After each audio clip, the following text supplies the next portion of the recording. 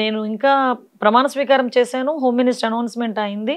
తర్వాత ఇంకా నేను ఛార్జ్ కూడా హ్యాండ్ ఓవర్ చేసుకోలేదు. వన్ ఫైన్ డే నేను వైజాగ్లో ఉండేటప్పుడు లోకేష్ గారి దగ్గర నుంచి మెసేజ్ వచ్చింది, అమ్మ మనం గంజా మీద ఫోకస్ పెట్టాలి, మనం దాని మీద కొంచెం అగ్రెసివ్గా వెళ్ళాలి, గంజా మీద ఫోకస్ పెట్టాలి.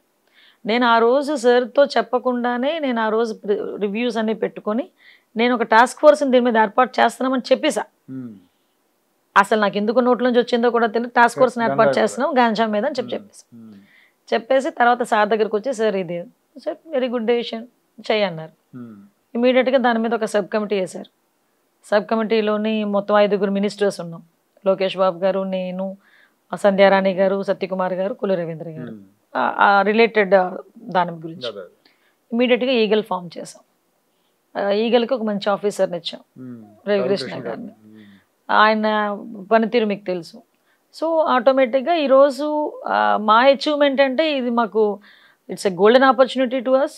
అట్ ద సేమ్ టైం మేము రీచ్ అయిన దాంట్లో ఒక 10,000 acres ఇంచుమించు కల్టివేషన్ జరిగే ఏరియా నుంచి ఈరోజు అరౌండ్ 90-60 వరకు తీసుకొచ్చేసాం. అసలు ఇప్పుడు కల్టివేషన్ అనేది లేదు కంప్లీట్గా.